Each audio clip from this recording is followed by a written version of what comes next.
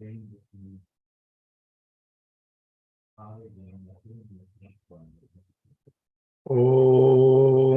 నమో భగవతే వాసుదేవాయ. ఓం నమో భగవతే వాసుదేవాయ. ఓం నమో భగవతే వాసుదేవాయ. నారాయణం నమస్కృత్య నరం చైవ నరోత్తమం దేవీం సరస్వతీం వ్యాసం తతో జయముదీరయేత్. నష్టప్రాయేషు అభద్రేషు నిత్యం భాగవత సేవయా భగవతి ఉత్తమ శ్లోకే భక్తిర్భవతి నైష్టికీ. జయ రాధా మాధవ కుంజ విహారీ. జయ రాధా మాధవ కుంజ విహారీ.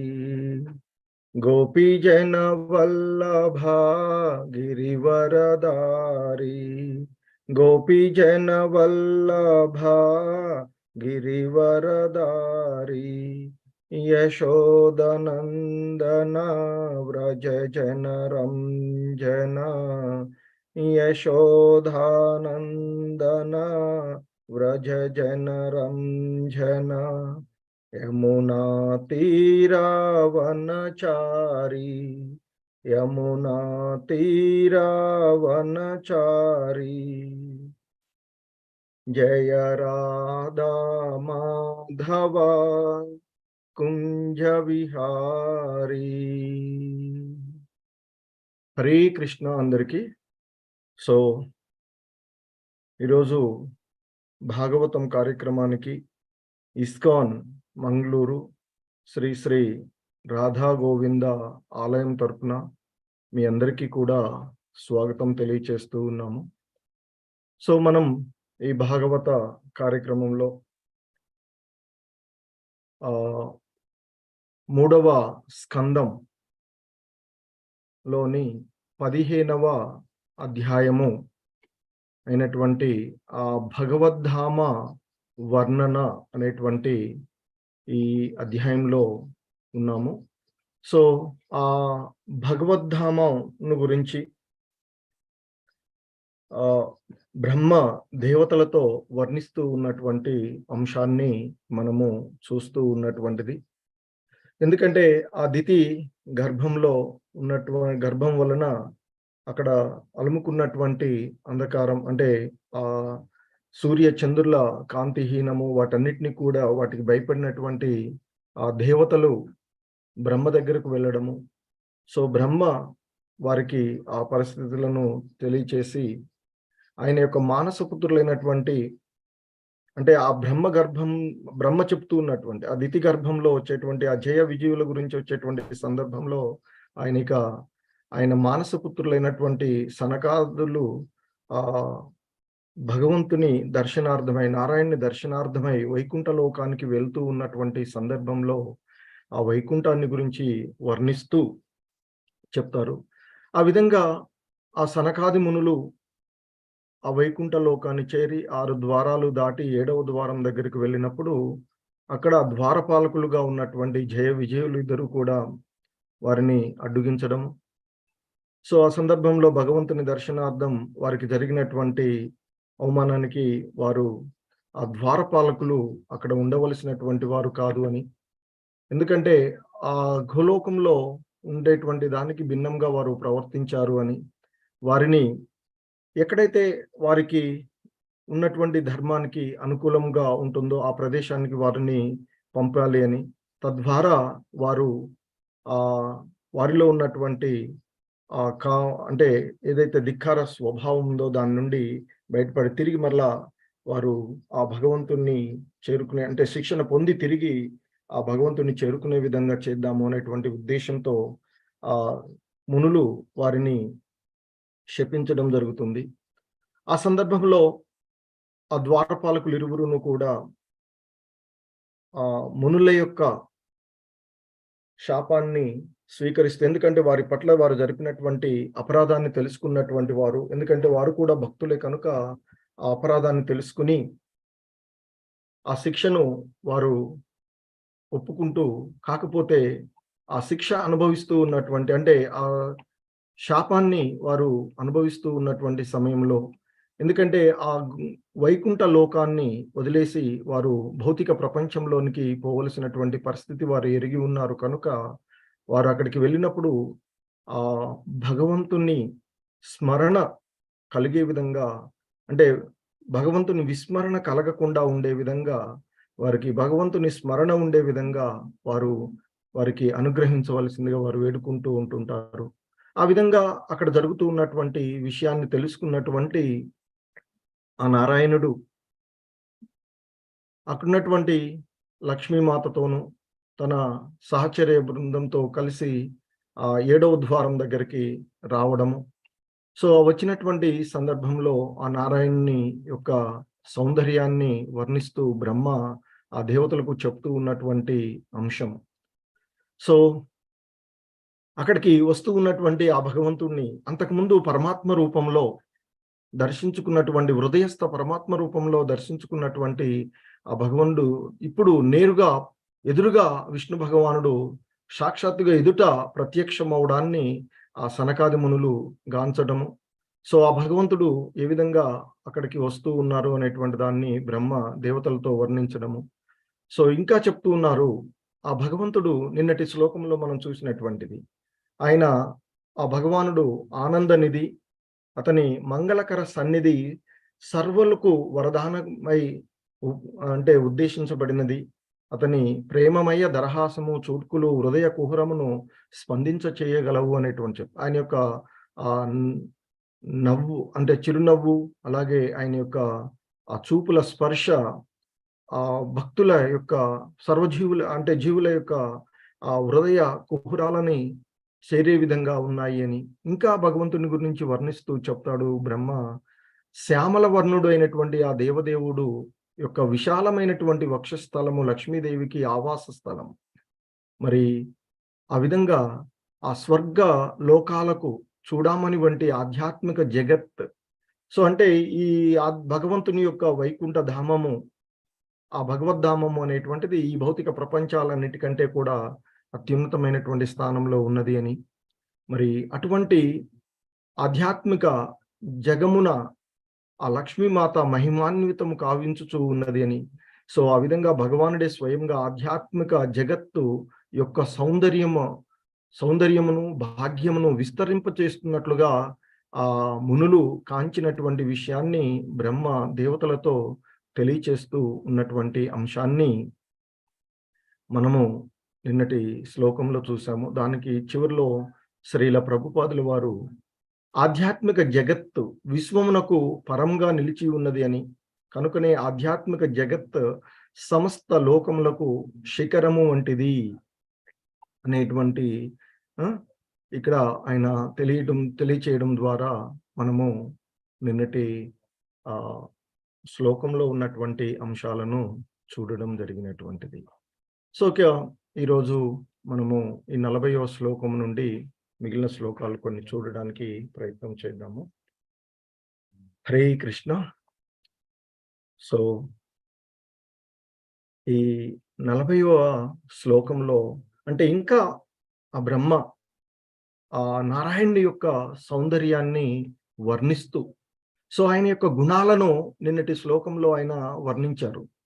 ఆయన సర్వులకు ఆనందాన్ని కలగజేసేటువంటి వాడుగాను ఆయన్ని తెలిసినటువంటి విషయం. సో, కాబట్టి అన్ని జీవుల ఎడ సమభావంతో ఉంటూ ఆ భగవంతుడు ఆయన ఆనంద నిధిగా ఉన్నటువంటి అంశాన్ని, అలాగే ఆ భగవంతుడు ఉండడం వల్ల ఆ లోకం ఏదైతే ఉందో అది మిగిలిన వాటన్నిటికీ కూడా చూడమనిలాగా ఉన్నటువంటి అంశాన్ని నిన్న మనము చూసినటువంటి అంశం. సో, ఇక ఈరోజు ఈ శ్లోకంలో మనము చూస్తూ ఉన్నటువంటి, సో, ఇంకా బ్రహ్మ ఆ భగవంతుని యొక్క వర్ణనను ఈ విధంగా తెలియచేస్తూ ఉన్నాడు. పీతాంసుకే పృతు నితంభిని విస్ఫురంత్యా కాంచాలిభిర్వృతయా వనమాలయా చ వల్గు ప్రకోష్ఠవలయం వినతా సుతాంసే విన్యస్తహస్తమితరేణ దునానమభ్యం.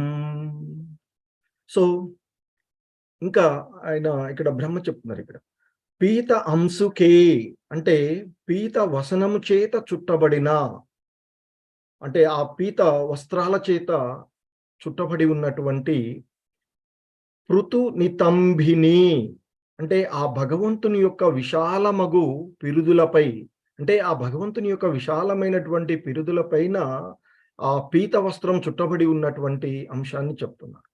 సో ఇంకా చెప్తున్నారు పీతాంసుకే పృతు నితంభిని విస్ఫురంత్యా అంటే విస్ఫురంత్యా అంటే మెరుస్తూ ఉండేటువంటి, ఏంటంటే అది ఇక్కడ చెప్తున్నారు కాంచ్యా, ఇక్కడ చెప్తున్నారు కాంచాల్భిర్విరుతయా వనమాలయా చ.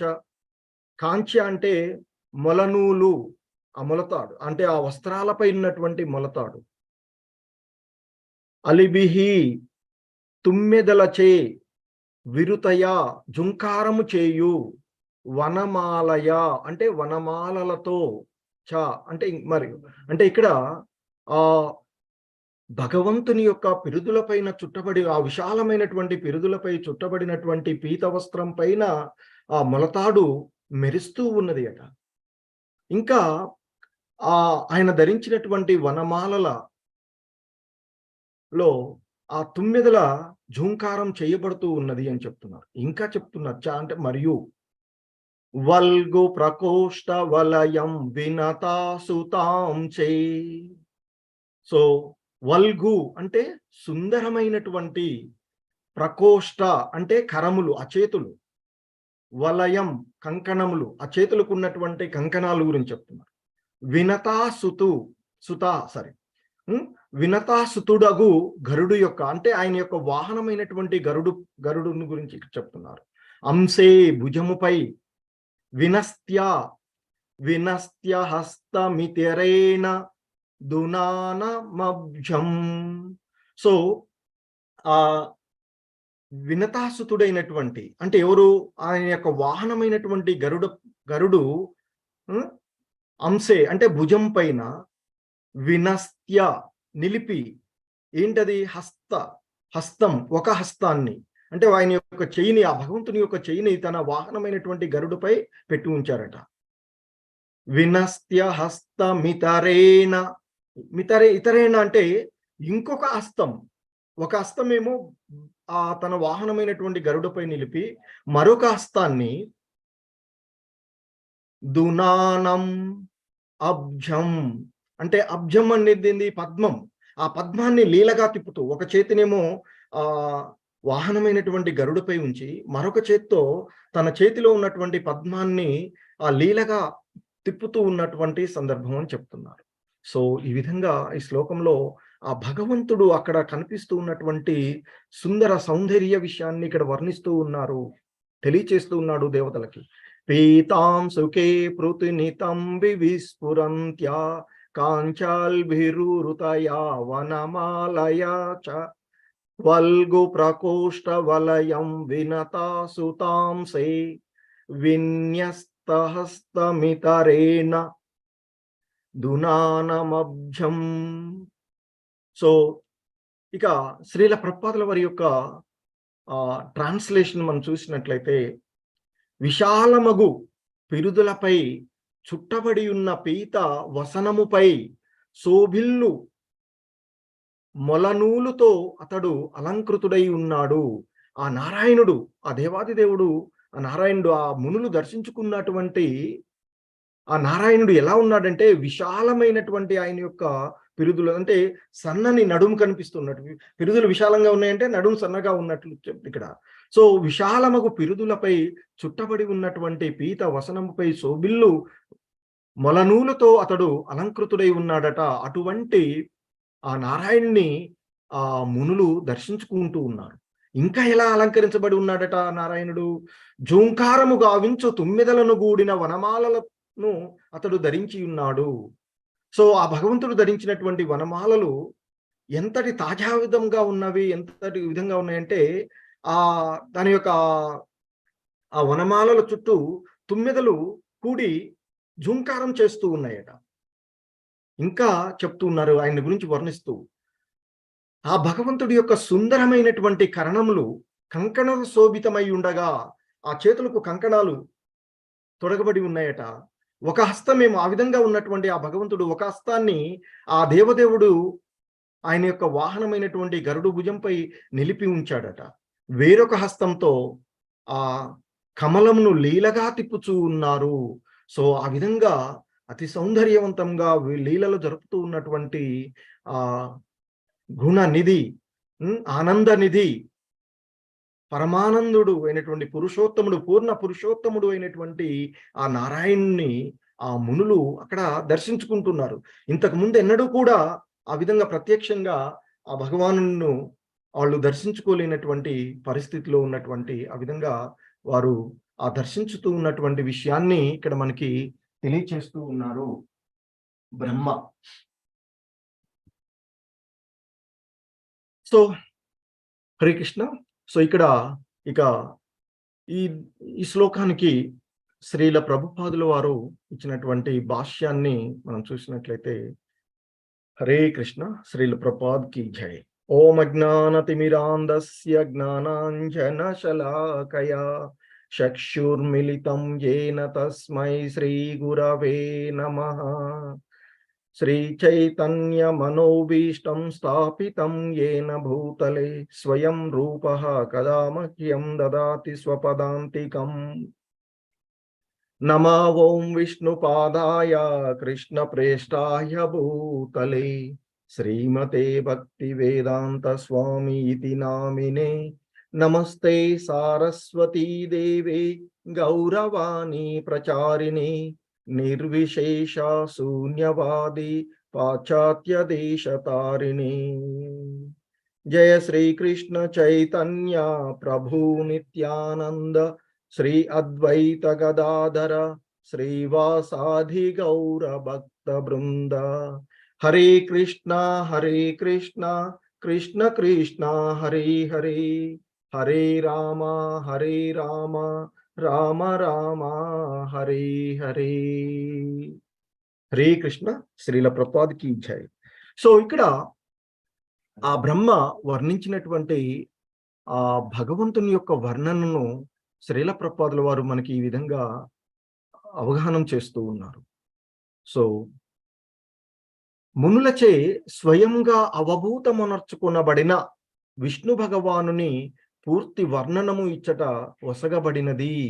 సో అంతకు ముందు శ్లోకాలలో చెప్తూ ఆయన ఇక వర్ణిస్తూ చివరికి ఇక ఆయన నిలబడి ఉన్నటువంటి అపూర్ణమైనటువంటి స్థితిని ఇక్కడ వర్ణించారు అనేటువంటి విషయాన్ని బ్రహ్మాజీ ఇక్కడ దేవతలతో వర్ణిస్తూ ఉన్నాడు. బ్రహ్మ చెప్పినటువంటి ఆ భగవంతుని యొక్క వర్ణన ఇక్కడ పూర్తి అయిందని చెప్పి ఇంకా ఆయన అంటున్నాడు, ఆ దేవదేవుని దేహము పీత వసనము చే చుట్టబడి ఉండెను.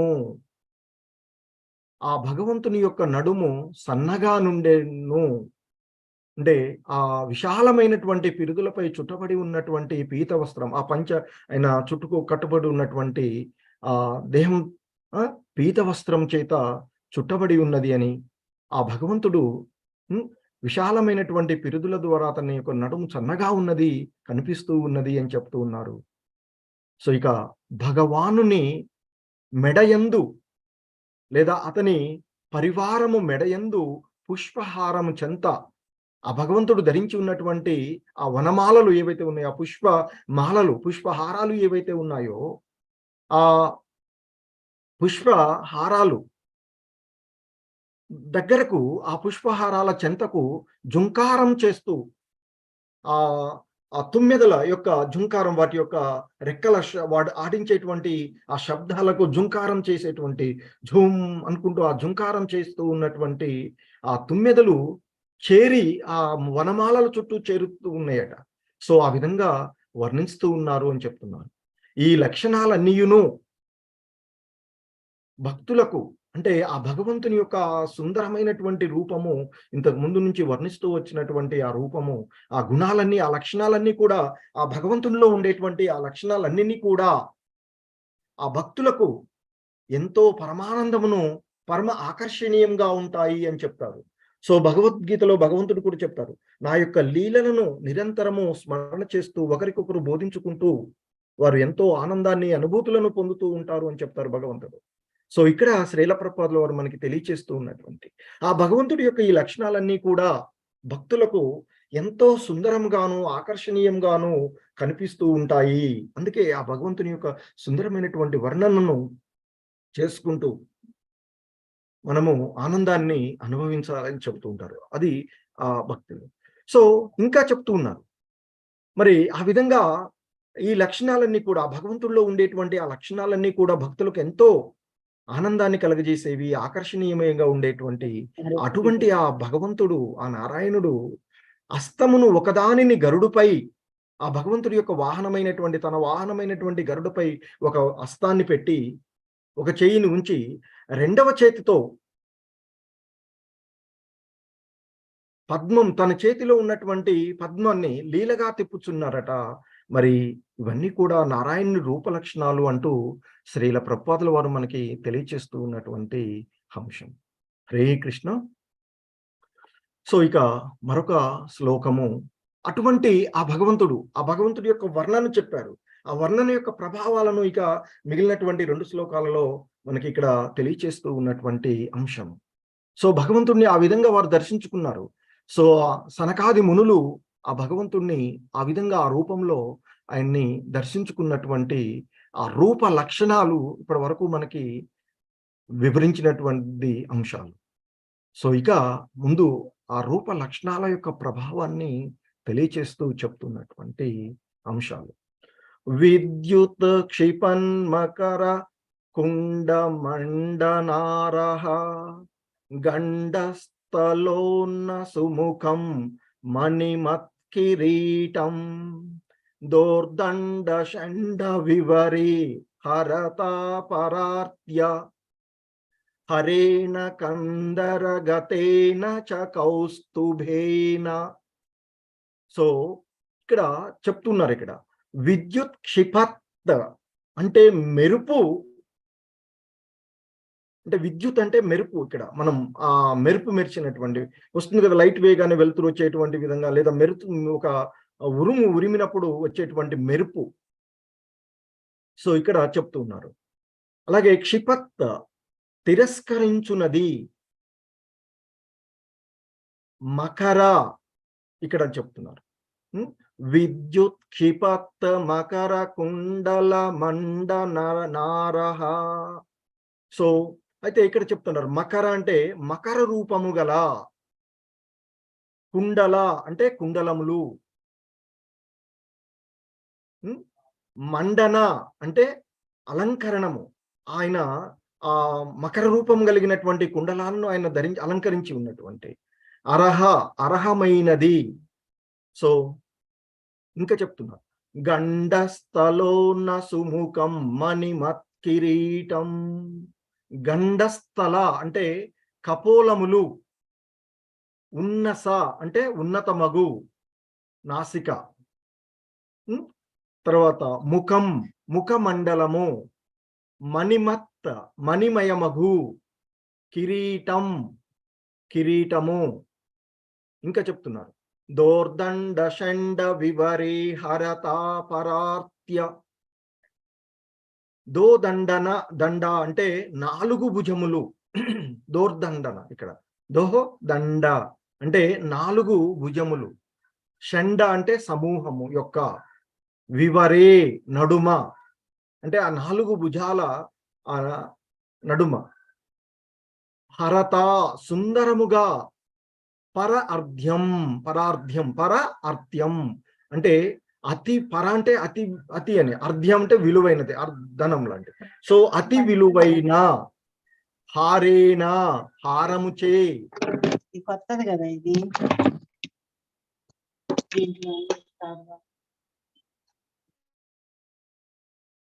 కందరగతేన అంటే మెడలో అలంకరింపబడి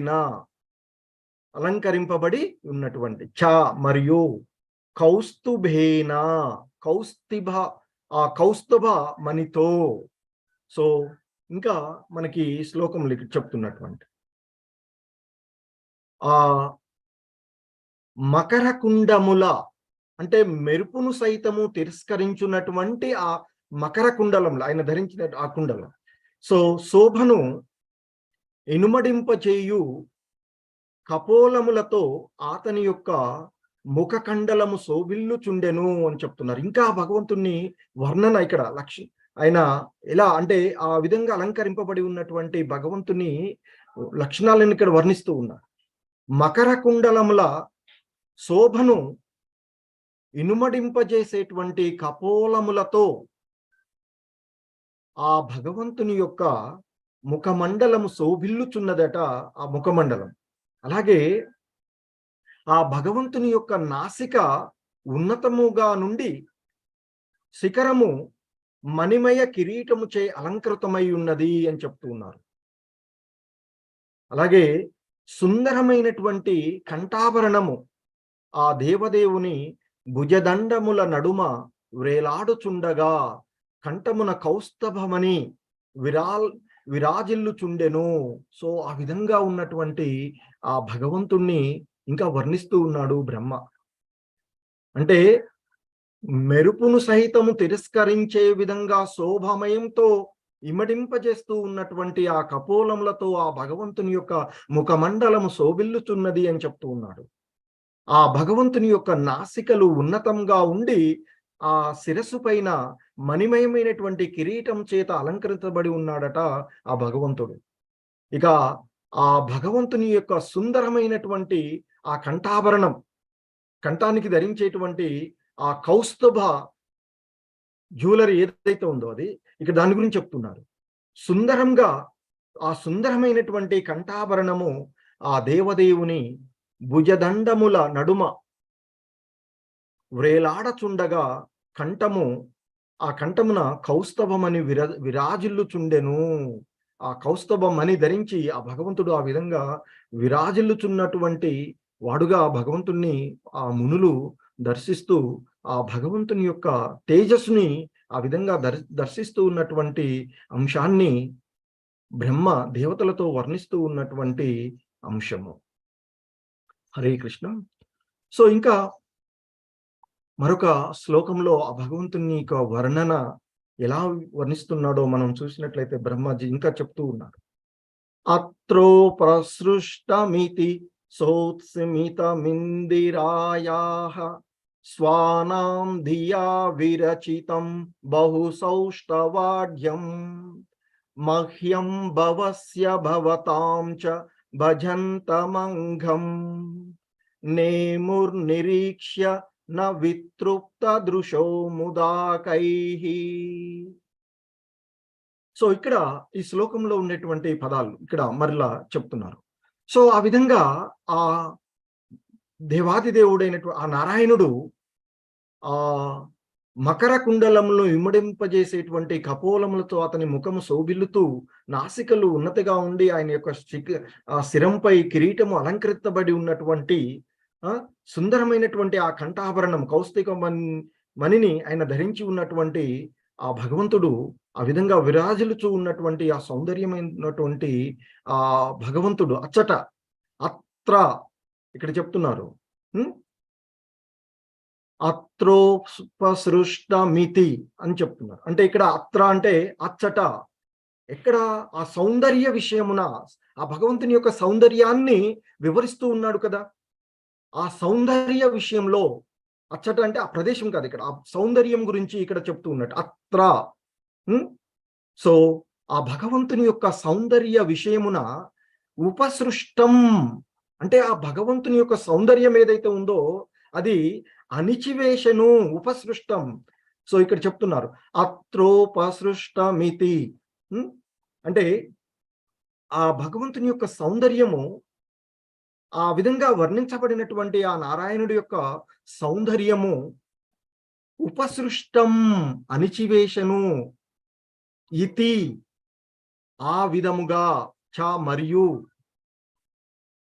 ఉత్స్మితం ఉత్స్మితం అంటే ఇక్కడ ఉత్స్మితం ఆమె సౌందర్య గర్వమును. మరి ఎవరామె? ఇందిరాయాహ. ఇందిరా అంటే ఎవరు? లక్ష్మీమాత. ఇందిరాయాహ లక్ష్మీదేవి యొక్క. సో అంటే ఇక్కడ చెప్తూ ఉన్నటువంటిది, అంతకుముందు మనకి ఆ బ్రహ్మాజీ వర్ణించినటువంటి వర్ణనలలో లక్ష్మీమాత గురించి చెప్తూ ఎంతో సౌందర్యంగా ఆమె ఆ భగవంతునికి సేవ చేస్తూ ఉన్నటువంటి ఆ సరోవరాలలో, వనాలలో నీటిపై నిశ్చలంగా ఉన్నటువంటి నీటిపై ఆమె యొక్క సౌందర్యం విరజిల్లుతూ కనిపిస్తూ ఉన్నటువంటి సౌందర్యాన్ని వర్ణించి, ఆమె సౌందర్యము మనము ఎంతగా ఊహించుకుంటే అంతగా సౌందర్యం అని చెప్పారు లక్ష్మీమాతని. మరి ఎంతగా ఊహించుకుంటే అంత గొప్ప సౌందర్యము అని చెప్పినటువంటి ఆ లక్ష్మీమాత నేను సౌందర్యవంతురాలు అనేటువంటి సౌందర్యంతో, గర్వంతో ఉండేటువంటి ఆమె. అలాగే ఆమె కూడా మళ్ళీ ఆ భగవంతుణ్ణి చూస్తూ ఆయనతోనే, తన్మయంతోనే ఇంకా సౌందర్యవంతంగా మారేదని చెప్పారు మనకు. మరి అటువంటి ఆ లక్ష్మీదేవి సౌందర్యాన్ని కూడా అణిచివేసే విధంగా ఉంది అన్నట్లుగా ఇక్కడ చెప్పబడుతున్నటువంటి. సో ఇక్కడ చెప్తూ ఉన్నటువంటి అత్రోపసృష్టమితి సోత్సమితిందిరాయాః స్వానాం దియా విరచితం బహు సౌష్టవాఢ్యం.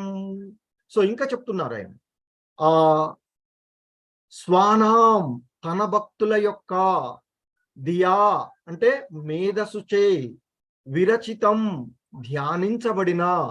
సో అంటే ఆ భక్తులు గాంచుతూ ఉన్నటువంటి, తన భక్తులు గాంచుతుంది బహు సౌష్టవాఢ్యం.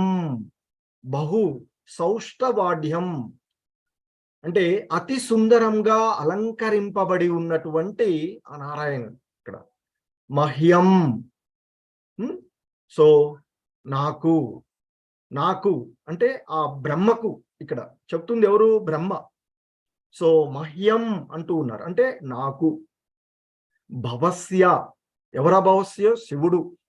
భవతాం అంటే మీ అందరికీ కూడా, నాకు, మీకు, ఆ శివుడుకు కూడా, మీ అందరికీ. చ మరియు, భజంతం అంటే ఆరాధనీయుడు, అంగం అంటే రూపం, ఆరాధనీయమైనటువంటి రూపము ఆ భగవంతుడు. నేముహు అంటే శిరములు వంచిరి, నిరీక్ష్య గాంచిన పిదప, న వితృప్త తనివి నొందని, దృశః నేత్రములు, ముదా ముదముతో, కైహే తమ శిరములను. సో ఇక్కడ ఇంకా బ్రహ్మ అక్కడ ఆ విధంగా ఉన్నటువంటి, ఆ విధంగా అలంకరింపబడి ఉన్నటువంటి ఆ నారాయణ్ణి చూసి ఆయన సౌందర్యం ఎలా ఉన్నదో చెప్తున్నారు. అంటే లక్ష్మీమాత సౌందర్యాన్ని కూడా అధిగమించి ఉన్నటువంటి ఆ నారాయణుని సౌందర్యాన్ని చూసి అక్కడ అత్రోపసృష్టమితి సోత్సమిందిరాయ స్వానాం ధియా విరచితం బహు సౌష్టవాఢ్యం మహ్యం భవస్య భవతాం చ భజంతమంగం నేముర్నిరీక్ష్య న వితృప్త దృశో ముదాకైః. సో ఆ నారాయణ్ణి అనుపమాన సౌందర్యము అంటే వాళ్ళు దర్శించుకున్నటువంటి, ఆ సనకాది మునులు దర్శించుకున్నటువంటి ఆ నారాయణుడి యొక్క అనురూపమానమైనటువంటి సౌందర్యము భక్తుల యొక్క మేధస్సుచే అనేక రెట్లుగా వృద్ధి కావింపబడి, సో ఆ భక్తులు వారిని ఆనందపడుతూ ఉన్నటువంటి ఆనందం ద్వారా ఆ భక్తులు ఎంత ఎక్కువగా ఆయన్ని గురించి తెలితే అంత ఎక్కువగా అనుభూతం అవుతాడు. సో వాళ్ళు ఆ విధంగా అనుభూతిని పొందుతూ ఉన్నటువంటి ఆ నారాయణుడి యొక్క అనుపమానమైనటువంటి ఆ సౌందర్యంకి భక్తుల యొక్క మేధస్సు చేత అనేక రెట్లుగా వృద్ధి కావించబడినటువంటి ఆ భగవంతుడు ఎంత అయ్యాడంటే, అంటే అక్కడ దర్శిస్తుకుంటూ ఉన్నటువంటి ఆ నారాయణుడు ఆ మునులకు ఎంత ఆకర్షణీయంగా కనిపిస్తూ ఉన్నాడంటే, ఆ ఆకర్షణ, ఆ సౌందర్యము లక్ష్మీదేవి సౌందర్య గర్వమును కూడా భంగపరిచే విధంగా, అంటే లక్ష్మీదేవి యొక్క సౌందర్యాన్ని కూడా అధిగమించే విధంగా ఆ నారాయణుడు అక్కడ విరజిల్లుతూ ఉన్నటువంటి అంశాన్ని గాంచారట ఆ మునులు. సో ఆ విషయాన్ని బ్రహ్మ ఇంత చక్కగా దేవతలతో వర్ణిస్తూ ఉన్నాడు ఇక్కడ. సో ఇంకా అంటున్నాడు ఆయన, ఓ దేవతలారా, ఆ విధంగా ప్రకటమైనటువంటి దేవదేవుడు అంటే ఆ విధంగా అనుపమాన సౌందర్యంతో ఎంతో ఆకర్షణీయంగా లక్ష్మీదేవి సౌందర్యాన్ని కూడా భంగపరిచే విధంగా విరజిల్లుతూ ఉన్నటువంటి, శోభాయమానంగా కనిపిస్తూ ఉన్నటువంటి ఆ దేవదేవుడు, ఓ దేవతలారా, నాకు, శివునికి, మీ అందరికీ కూడా ఆరాధనీయుడై ఉన్నాడయ్యా. సో కాబట్టి మనం అందరం కూడా ఆరాధనీయులు ఆయనకి. సో ఆయన్ని ఆరాధించేటువంటి వారమే, మనందరికీ కూడా ఆయన ఆరాధనీయుడు అయి ఉన్నాడు. మరి అటువంటి ఆ భగవంతుణ్ణి దర్శించుకున్నటువంటి మునుల పరిస్థితి చెప్తున్నారు ఇక్కడ మళ్ళీ. మునులు అతనిని తమ తృప్తి తీరని నయనములతో గావించి ముదముతో సంతోషముతో పాదపద్మముల చెంత శిరములు వాల్చిరి. సో ఇక ఆ ఆకర్షణకు తన్మయం చెందిపోయారట మునులు. మరి ఇక ఆ చూస్తూ ఉంటే ఇక తృప్తి తీరట్లేదు. ఆ భగవంతుని ఎంతగా చూస్తూ ఉంటే ఇంకా చూడాలి అనిపిస్తూ ఉంటుంది అని చెప్తున్నారు. సో మరి ఇక్కడ నేరుగా దర్శించుకున్నటువంటి, సో ఇక్కడ మనకు భగవద్గీతలో అర్జునుడి యొక్క పరిస్థితి కూడా ఒకసారి చెప్తాడు అర్జునుడు. ఓ కృష్ణ, నీ వచనామృతము వింటూ ఉంటే తనివి తీరడం లేదయ్యా, నీ నుండి ఇంకా ఇంకా నాకు వినాలి అనిపిస్తుంది అని చెప్తాడు కదా భగవద్గీతలో మనకి అర్జునుడు. మరి ఇక్కడ ఆ మునుల యొక్క పరిస్థితిని వర్ణిస్తూ ఉన్నారు బ్రహ్మ దేవతలతో. ఆ మునులు అటువంటి అంత సౌందర్యమానంగా, అనుపమాన సౌందర్యంతో ఆకర్షణీయంగా లక్ష్మీదేవి సౌందర్యాన్ని పోల్చినప్పుడు మనకి ఎలా ఇచ్చారు? మనము ఎంతగా ఊహించుకుంటే అంత సౌందర్యవంతురాలని చెప్పారు మనకి శ్రీ ప్రభుపాదుల వారు. మరి అంతటి సౌందర్యాన్ని కూడా అధిగమించే విధంగా అక్కడ నారాయణుడు విరజలుతూ ఉన్నాడట ఆ ఇక్కడ వైకుంఠ లోకంలో, భగవద్ధామంలో, ఆధ్యాత్మిక లోకంలో. మరి అటువంటి ఆ పరిస్థితులలో మునులు పరిస్థితి చెప్తున్నాడు ఇక్కడ. ఆ భగవంతుని చూసి తమ తృప్తి తీరటం లేదట. ఇక ఆ నయనాలతో చూస్తూ ఉన్నా, ఎంత చూస్తున్నా ఇంకా ఇంకా చూడాలనిపిస్తుంది తప్ప ఇక ఆ నయనాలకు, ఆ కళ్ళకి తృప్తికి రావట్లేదట. అయినా ఇక వాళ్ళు ఏం చేశారు? ఆ భగవంతుని గౌరవించి సంతోషపడుతూ ఆ భగవంతుని యొక్క పాద పద్మాల శంత శిరసు వాల్చి ఇలా శిరసు వాల్చి ఉన్నారు అనేటువంటి విషయాన్ని బ్రహ్మాజీ చెప్తూ ఉన్నటువంటి అంశము. ఇక శ్రీల ప్రభుపాదుల వారు భాష్యంలో ఇంత చక్కగా ఆయన యొక్క సౌందర్యాన్ని గురించి ఇక్కడ ఆయన తెలియచేస్తూ ఉన్నారు భాష్యంలో. అంటే శ్రీల ప్రభుపాద్కి జై. సో ఆయన చెప్తున్నారు ఈ విధంగా మనకి, నారాయణ్ణి సౌందర్యము ఎంతటి సమ్మోహనకరంగా ఉండెననగా దానిని సంపూర్ణంగా వర్ణించుట సాధ్యము కానే కాదు. అంటే లక్ష్మీమాత యొక్క సౌందర్యాన్ని చెప్పినప్పుడు మనకి శ్రీల ప్రభుపాదులు ఎంత ఊహించుకుంటే అంత అన్నారు. అంటే ఊహించుకోవచ్చు. ఇక్కడ ఊహలకు కూడా అందట్లేదు. ఇక నారాయణుని యొక్క సౌందర్యం అంత గొప్పగా వర్ణిస్తూ ఉన్నారు శ్రీల ప్రభుపాదుల వారు. నారాయణుని సౌందర్యము ఎంతటి సమ్మోహనకరంగా ఉండెననగా దానిని సంపూర్ణంగా వర్ణించటం కూడా సాధ్యం కాదయ్యా అని చెప్తూ ఉన్నారు శ్రీల ప్రభుపాదుల వారు. సో అది ఆ నారాయణుడి యొక్క సౌందర్యం. సో మరి ఇంకా చెప్తున్నారు ఆయన, భగవానుని యొక్క ఆధ్యాత్మిక భౌతిక సృష్టులలో లక్ష్మీదేవి పరమ సౌందర్యవతిగా పరిగణించబడును కదా. అదే కదా మనం ఇంతకుముందు కూడా చెప్పినటువంటి లక్ష్మీమాత సౌందర్యము ఈ భౌతిక మరియు ఆధ్యాత్మిక ప్రపంచాలలో ఇక ఆమెకు మించినటువంటి సౌందర్యవతి మరొకరు ఉండరు అనేటువంటి సో ఆమె పరమ సౌందర్యవతి, అత్యంత సౌందర్యవతిగా లక్ష్మీమాత పరిగణించబడుతూ ఉంది. మరి తాను పరమ సౌందర్యవతిని అనేటువంటి భావనయు ఆమెకు కలదు. ఆమెకు కూడా అలా ఆమె నేను సౌందర్యవతిని అనేటువంటి భావన ఆమెకు ఉందట. అయినను భగవానుడు ప్రత్యక్షమైనంతనే ఆ విధంగా ఆమె అత్యంత సౌందర్యవతి. ఎందుకంటే ఈ భౌతిక ప్రపంచంలో ఆమె యొక్క అనుగ్రహం కోసం ఎంతో ఆతృతతో ఎదురు చూసేటువంటి దేవతలు మిగతా వాళ్ళంతా కూడా ఆమె కరుణ కోసం ఎదురు చూస్తూ ఉన్నాం. సో కాబట్టి ఆమె ఈ భౌతిక ఆధ్యాత్మిక సృష్టిలలో లక్ష్మి పరమ సౌందర్యవతిగా పరిగణించబడుతూ ఉంది. మరి ఆ విధమైనటువంటి భావన ఆమెలో కూడా ఉంటుంది, ఎందుకంటే ఆమె కరుణిస్తూ ఉంటుంది వారికి. మరి అయినను భగవానుడు ప్రత్యక్షమైనంతనే ఆమె సౌందర్యము భంగపడ్డదంట. సో గ్రహణం వచ్చినప్పుడు మనకి వెలుతురులు ఆగిపోయినట్లుగా అంత సౌందర్యం పరమ సౌందర్యవతిగా పరిగణించబడుతూ ఉన్నటువంటి ఆమె ఎప్పుడైతే భగవంతుడు యొక్క సౌందర్యాన్ని పోల్చినప్పుడు ఆమె సౌందర్యం ఇక్కడ భంగపడిపోయింది. సో ఆమె సౌందర్యము ఆ భగవంతుని యొక్క సౌందర్యం ముందు తేలిపోయింది అని చెప్తూ ఉన్నారు ఇక్కడ మనకి శ్రీల ప్రభుపాదుల వారు. అనగా నారాయణుడి సన్నిధి యందు, అంటే ఆ భగవంతుడు ఉన్నప్పుడు ఇక లక్ష్మీమాత సౌందర్యము గౌణీయమైనదే అయ్యుండును. సో అంటే ఇక్కడ మరి అంటే ఇంకా మనకి ఆయన చెప్తూ ఉన్నారు, బ్రహ్మ సంహితలో చెప్తారు, కందర్పకోటి కమనీయ అంటూ చెప్పినటువంటి బ్రహ్మ చెప్పినటువంటి శ్లోకంలో. సో శ్రీకృష్ణ భగవానుని సౌందర్యము ఎంతటి సమ్మోహనకరంగా, అనగా అది లక్షలాది మన్మధుల చేత పరాజితులను చేయునటువంటి నని వైష్ణవులు కీర్తించినటువంటిది. వైష్ణవ భక్తులు, విష్ణు భక్తులు, కృష్ణ భక్తులు ఆ భగవంతుని సౌందర్యాన్ని కీర్తిస్తారు. లక్షలాది మన్మధుల చేత మన్మధులనే, అంటే ఆ లక్షలాదిగా ఉండేటువంటి మన్మధుడు అంటే తెలిసిందే కదా, సౌందర్యవంతుడుగా చెప్పబడేటువంటి.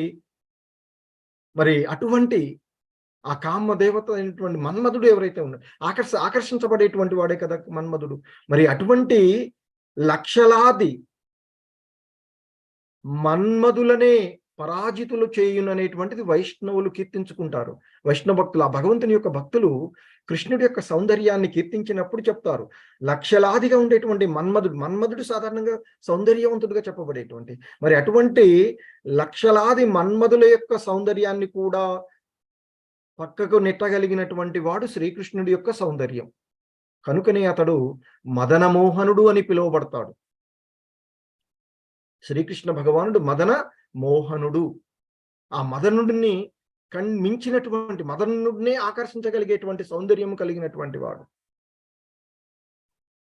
మరి అటువంటి మనం ఇక్కడ చెప్తూ ఉన్నటువంటి, సో ఆ నారాయణుడి యొక్క సౌందర్యము, ఆ భగవంతుడి యొక్క సౌందర్యము లక్ష్మీమాత సౌందర్యాన్ని అధిగమించగలిగింది. అలాగే మన్మధుడు మదన మోహనుడుగా పిలువబడేటువంటి మన్మధుడు, లక్షలాది మన్మధులను పరాజితులను చేయగలిగేటువంటి సౌందర్యము ఆ భగవంతుడిది.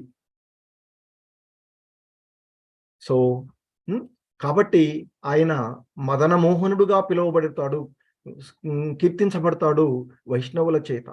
వైష్ణవ కవులంతా ఆ విధంగా కీర్తించారు అని చెప్తూ ఉన్నారు. కానీ అతడే అంటే ఆ కృష్ణుడే కొన్ని మార్లు రాధారాణి సౌందర్యము ఎడ మోహితుడు అగునని వర్ణించబడినది. సో వైష్ణవ కవులు మరొక సందర్భాల్లో, కొన్ని సందర్భాలలో, అంటే ఆ గోలోక బృందావనంలో అక్కడ కృష్ణుడు రాధారాణి చేత ఉంటాడు, రాధారాణి సహితంగా ఉంటాడు, నిత్య నీళ్లు జరుపుతూ ఉండేటువంటి. మరి అటువంటి పరిస్థితులలో అటువంటి కృష్ణుడే, అంటే పరమ సౌందర్యవతి అయినటువంటి లక్ష్మీ సౌందర్యాన్ని, లక్షలాదిగా మన్మధుల సౌందర్యాన్ని పక్కన పడవేసినటువంటి అటువంటి ఆ కృష్ణుడే కొన్నిసార్లు రాధారాణి సౌందర్యము ఎడ మోహితుడవు అని వర్ణించబడినది కదా అని చెప్తున్నారు. అంటే అటువంటి పరిస్థితులలో ఆ దేవదేవుడు మదనదాహుడు, అంటే మదనమోహనుడు, మదనదాహుడు అంటే రాధారాణి సౌందర్యం చేత మోహితుడైనటువంటి వాడు అని ఆ వైష్ణవ కవులు వర్ణిస్తారు అని చెప్తున్నారు. సో మరి అంటే ఇక్కడ రాధారాణి సౌందర్యము ఆ అంత అంటే లక్ష్మీమాత సౌందర్యాన్ని తర్వాత మన్మధుల సౌందర్యాన్ని పక్కకు పెట్టవేయబడినటువంటి ఆ భగవంతుడు కొన్ని పరిస్థితులలో కొన్ని మార్లు ఆ రాధారాణి యొక్క సౌందర్యానికి మోహితుడవుతాడట, మదనదాహుడవుతున్నాడు. అంటే ఆ రాధారాణి సౌందర్యం చేత మోహితుడైనటువంటి వాడు కదా. సో మరి తాను మదనమోహనుడు అయినప్పటికీ కూడా మదనదాహనుడు అంటే రాధారాణి సౌందర్యం చేత మోహితుడైనటువంటి వాడు అని కవులు వర్ణిస్తూ ఉన్నారు. వాస్తవమునకు నారాయణుని సౌందర్యము వైకుంఠమునందలి లక్ష్మీదేవి సౌందర్యమును సైతము అతిశయించు పరమోత్కృష్టమై ఉన్నది. వైకుంఠ లోకములందలి భక్తులు నారాయణుడే పరమ సౌందర్యవంతుడైనట్లుగా గావిస్తారు. గాని వైకుంఠ లోకమందలి భక్తులు అంటే కృష్ణలోకంలో, ఆధ్యాత్మిక లోకాలలో మళ్ళీ అత్యున్నత లోకం కృష్ణలోకంగా చెప్పబడుతుంది. ఆ కృష్ణుడు ఉండేటువంటి నిత్యధామం. మరి అటువంటి ఆ గోలోకం బృందావనంలో ఆ కృష్ణలోకంలో భక్తులు మాత్రం రాధారాణియే కృష్ణుని కన్నను పరమ సౌందర్యవతి అయినట్లుగా గావిస్తారు అని చెప్తారు. మరి భగవానుడు భక్తవత్సలుడు అయినందున భక్తులకు ముదము గోర్చువాడు. బ్రహ్మ రుద్రాది దేవతల వంటి ఆ భక్తులకు ముదమును కలిగించుటకై ఆయా రూపములను ధరించుచుండును. ఇచ్చటను భగవానుడు సనకాది మునుల కొరకు అత్యంత సుందరమగు రూపమును దర్శనమొసగెను. అంతట వారు ఏమాత్రము తనివి తీరక ఆ దేవదేవుని తదేకంగా గాంచుచు ఆ విధంగా మరింత అధికంగా గాంచగూరిరి అని చెప్తున్నారు. సో ఇక్కడ మనము ఒక విషయం అర్థం చేసుకోవలసినటువంటి అంశం ఏంటంటే, మరి ఆ గోలోకంలో భక్తులు మాత్రము రాధారాణియే కృష్ణుని కన్నను పరమ సౌందర్యవతిగా గాంచుతురు అంటే ఇక్కడ మనం అర్థం చేసుకోవలసినటువంటి అంశము ఆ భగవంతుడు ఆ భక్తుల యొక్క శుద్ధ భక్తికి దాసోహుడవుతాడు. అది ఇక్కడ మనకి శ్రీల ప్రభుపాదుల వారు చెప్తూ ఉంటారు. అలాగే రూపగోస్వాముల వారు కూడా భక్తి రసామృత సింధువులో మనకి మొదటి విభాగంలోని మొదటి అధ్యాయంలో శుద్ధ భక్తితో సేవ సామాన్య లక్షణాలు అంటూ అధ్యాయం మనం చదివి ఉన్నాము ఆల్రెడీ. భక్తి రసామృత సింధువులో ఆయన తెలియచేస్తూ ఉంటారు. సో ఆ శుద్ధ భక్తి అంటే ఆ శుద్ధ భక్తి ఏదైతే మరి రాధారానికి మించినటువంటి భక్తురాలు, శుద్ధ భక్తురాలు ఇంకొకరు లేరు అనేటువంటి అంశాన్ని ఇక్కడ మనం, అందుకే ఆ రాధారాణి యొక్క సౌందర్యానికి ఆయన దాసోహుడు అనేటువంటి విషయాన్ని ఇక్కడ చెప్పబడినటువంటి అంశం. సో కాబట్టి ఆయన యొక్క భక్తులలో అత్యంత శుద్ధ భక్తురాలు ఎవరు అంటే ఆ రాధారాణి. సో కాబట్టి మరి అటువంటి ఆ భక్తికి ఆయన దాసోహుడు అవుతాడు. సో కాబట్టి ఆ శుద్ధ భక్తుల యొక్క అంశంలో మనము చూసినటువంటి అక్కడ మనకి శుద్ధ భక్తికి 6 ప్రధాన లక్షణాలు చెప్తారు రూపగోస్వాముల వారు. సో అవి ఒకసారి మీరు అక్కడ చూడవచ్చు. సో ఆయన చెప్పినటువంటి అందులో ఆ సర్వాకర్షకుడు అయినటువంటి శ్రీకృష్ణుడు కూడా కృష్ణుణ్ణి ఆకర్షింపగలిగినటువంటిది శుద్ధ భక్తి అని చెప్తారు. మరి ఆ శుద్ధమైనటువంటి భక్తియుత సేవ ఆ భగవంతుణ్ణి ఆకర్షిస్తుంది అని చెప్తారు. అంటే శుద్ధమైనటువంటి భక్తి సేవ దివ్యమైనది, శ్రీకృష్ణుని కంటే కూడా శక్తివంతమైనది. ఎందుకంటే అది శ్రీకృష్ణుని యొక్క స్వరూప శక్తి, ఆయన యొక్క అంతర్గత శక్తి. మరి ఆయన యొక్క అంతర్గత శక్తి ఆ విధంగా ఆయన కంటే కూడా సౌందర్యవంతంగా ఉన్నట్లు మనం చూడొచ్చు. ఇంకా డీటెయిల్స్ గా మీరు చూడదలుచుకుంటే ఆ భక్తి రసామృతము సింధు అనేటువంటి గ్రంథంలోని మొదటి విభాగంలోని మొదటి అధ్యాయంలోనే మనకి ఆ భక్తుల యొక్క లక్షణాలను చూడొచ్చు. ఫస్ట్ పేజెస్ లోనే ఉంటుంది.